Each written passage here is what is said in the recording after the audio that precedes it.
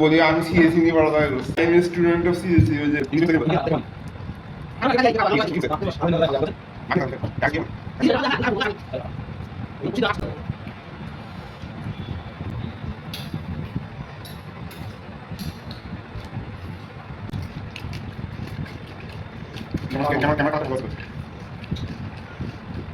মানে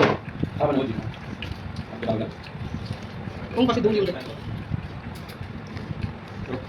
তাতে খুব সুন্দর আছে ঠিক আছে কি এই যে দেখাবে করি পড়াশোনা শেষ করো না আগে